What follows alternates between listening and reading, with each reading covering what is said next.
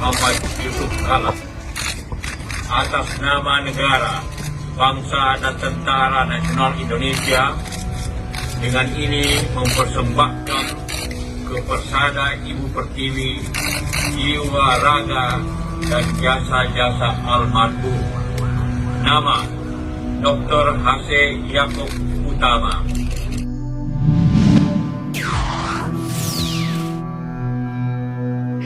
Saya tengah dalam perjalanan dari Surabaya ke Jakarta pakai mobil ketika staf di Kompas TV menghubungi saya. Kompas TV meminta agar saya ikut memberi kesaksian tentang Pak Yaakob. Saya diminta menyiapkan handphone dan laptop untuk pengambilan suara dan gambar. Saya tidak membawa laptop, jawab saya. 5 menit kemudian, saya baru tahu ada apa. Yakni setelah Joko tanda petik Jagaters balas petik Intarto menghubungi saya bahwa Pak Yaakob meninggal dunia. Rabu jam 13.00 di Rumah Sakit Mitra Keluarga Jakarta. Tentu saja saya tidak terlalu kaget. Saya sudah lama mendengar beliau sakit. Usianya juga sudah 89 tahun. Beberapa hari lagi. Saya langsung teringat semua kenangan lama. Pak Yaakob adalah orang yang sabar, kalem, tenang. Kalau berjalan tidak bergegas. Kalau bicara lirih. Ritme kata-katanya lamban dan wajahnya lebih sering datar. Tidak bisa terlalu kelihatan gembira atau terlalu kelihatan sedih. Pak Yaakob karena itu adalah simbol sosok orang Jawa yang sangat sempurna.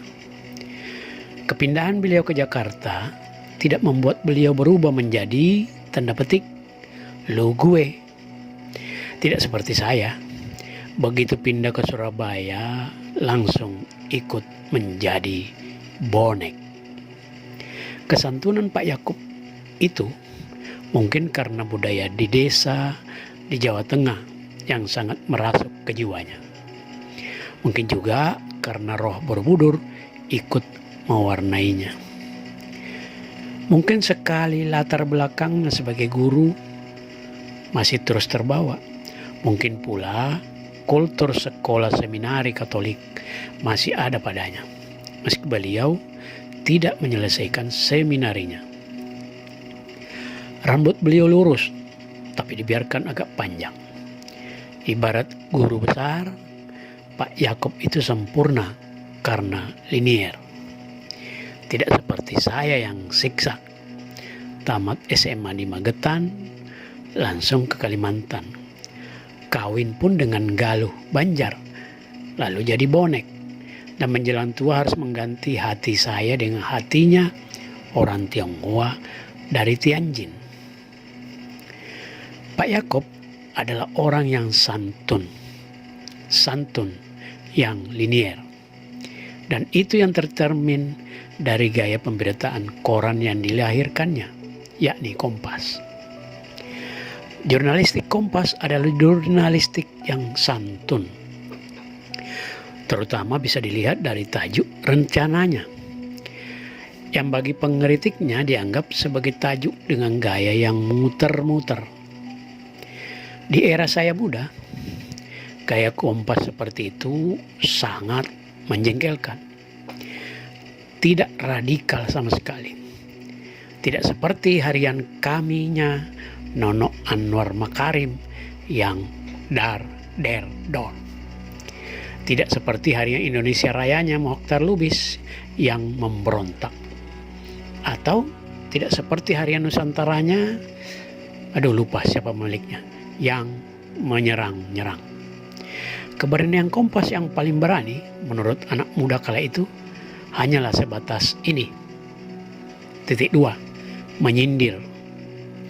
Tapi Purwadadi Kutane sing dadi nyatane. Maksudnya, yang penting kan kenyataannya. Di kalimat peribahasa itu terdapat akhiran ne, maka kata kuto menjadi kuta, nyoto menjadi nyata. Oh, jadi maksudnya tadi Purwodadi kutone, sing dadi nyotone, gitu ya. Maklum orang Makassar yang baca nih. Kenyataan adalah bukti yang paling tidak bisa diabaikan. Kenyataannya, Kompaslah yang paling hebat, paling besar, paling kaya raya. Harian kami, nama korannya kami, KMAMI. Harian kami milik Ayah Nadiem Makarim itu tewas di Bredel. Harian Nusantara milik TD Hafaz juga di Bredel. Harian Indonesia Rayanya Mukhtar Lubis belakangan juga di Bredel. Semua karena tidak mau tunduk pada kemauan penguasa. Harian Kompas memang juga pernah di Bredel, tapi sangat sebentar. Mungkin seminggu saja. Koran saya dulu malah tidak pernah di Bredel.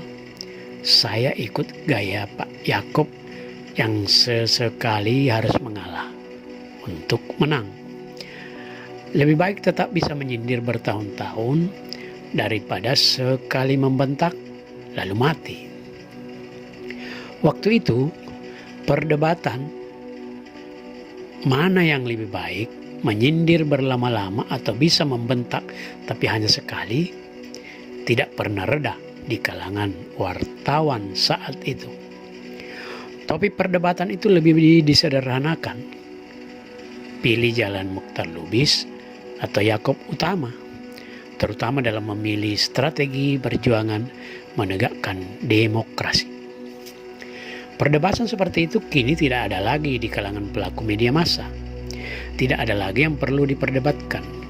Bahan yang dibahas juga habis.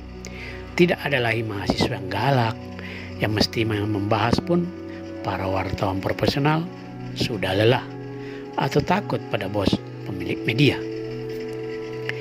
Gaya Pak Yaakob adalah gaya yang ternyata lebih bisa diterima siapa saja, kecuali yang progresif.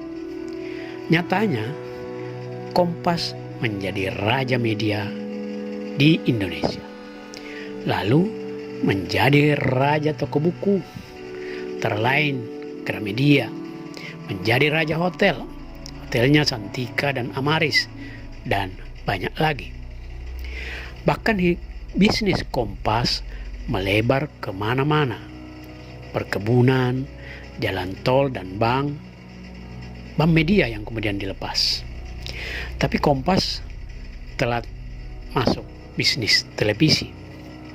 Saya yakin itu karena idealisme yang berlebihan sebagai wartawan media cetak. Seperti juga saya. Nggak taunya kue media terbesar adalah di televisi. Pendapatan koran tidak ada seujung kuku pendapatan stasiun televisi. Akhirnya bos-bos televisi lah yang menjadi raja media, bukan yang berangkat dari bawah, yakni si wartawan. Pada akhirnya Kompas mendirikan stasiun televisi juga, tidak sukses. Lalu dikerjasamakan dengan Hairul Tanjung menjadi Trans 7. Lalu kelihatannya menyesal, kok tidak punya televisi lagi. Maka didirikan lagi Kompas TV yang seperti sekarang. Mungkin juga Pak Yaakob tidak menyesal bekerja sama dengan Hairul Tanjung. Stasiun televisinya itu dari rugi bertahun-tahun menjadi laba.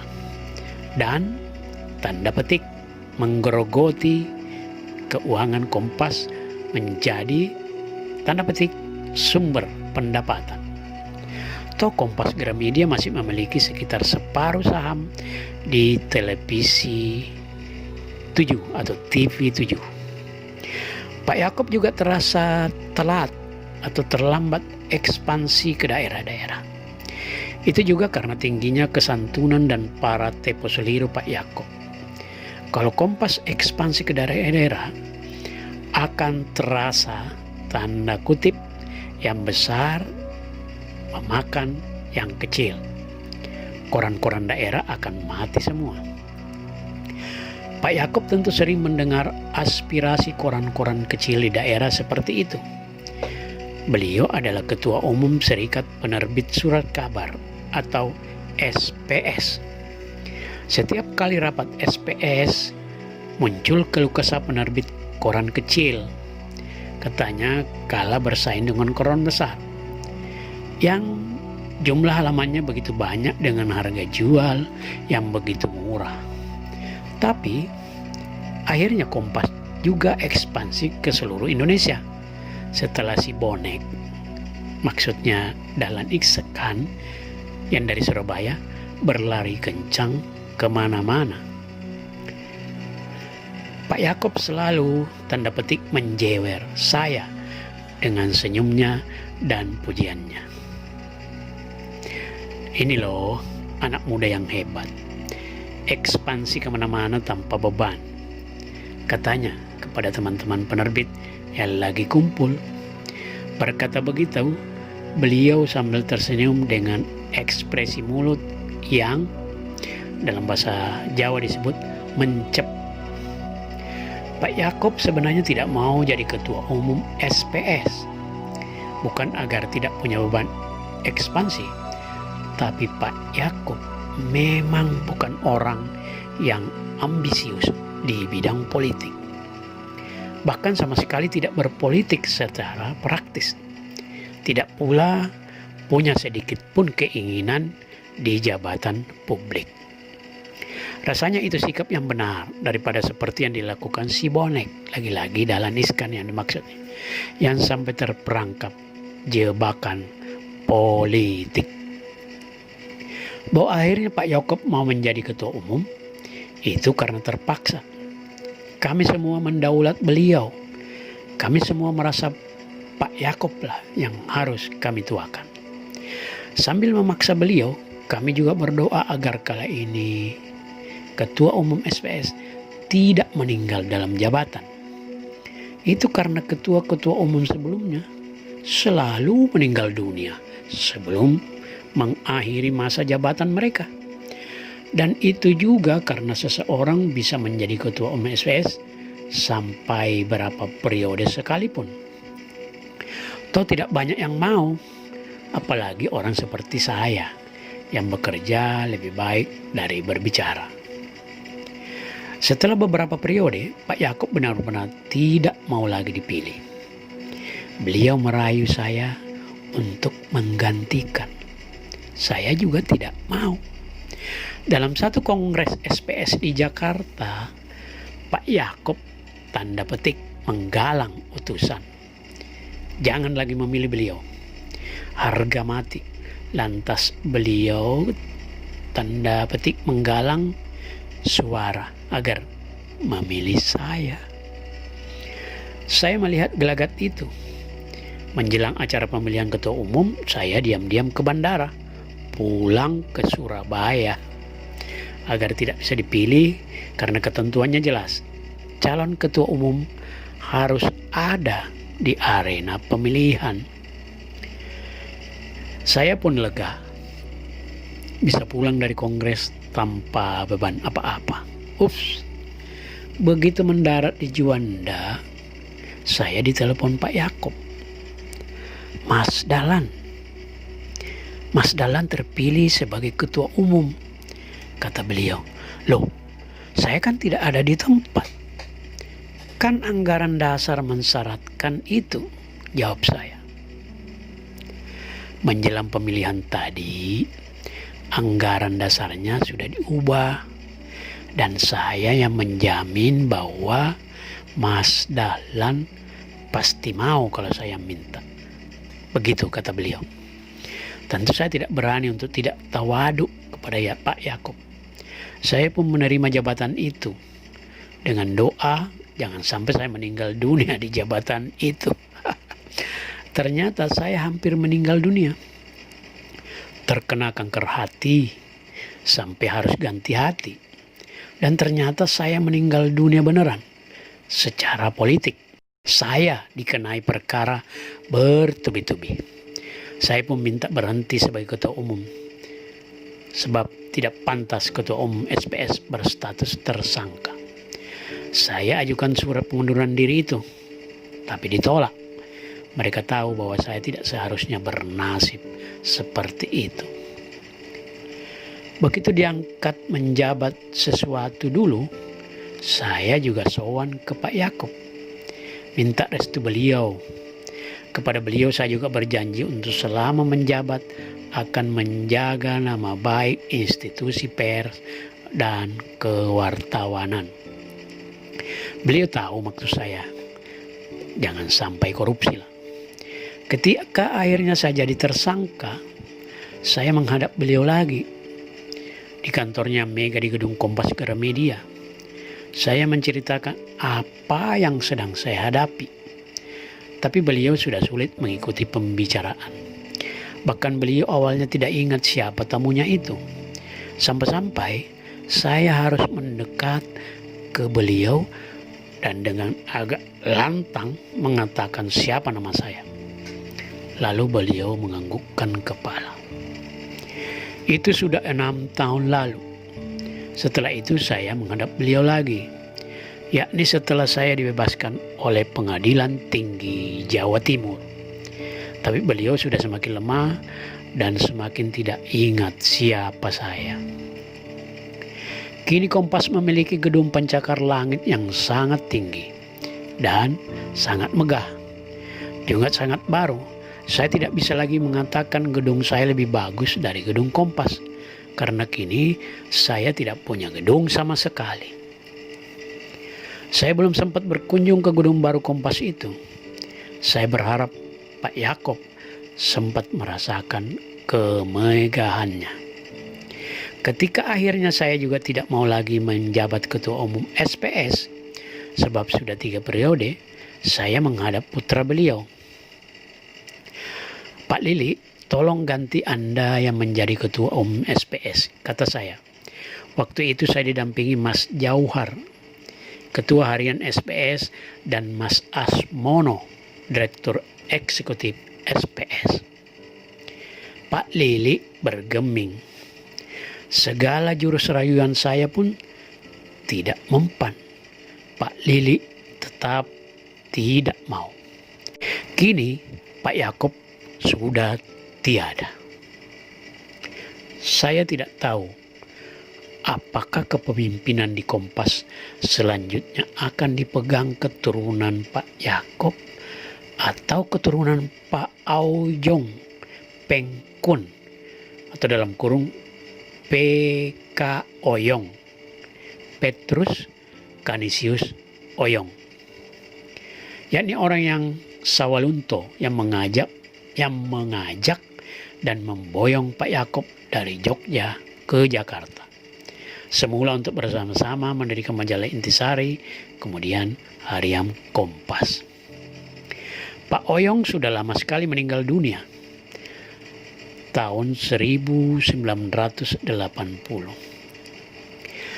Tapi pasangan Tionghoa, Jawa, dan UI UGM itulah yang telah membuat sejarah penting pers di Indonesia.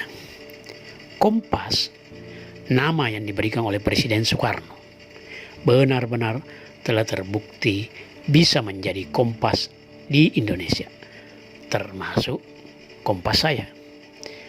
Sekian, Dahlan Iskan.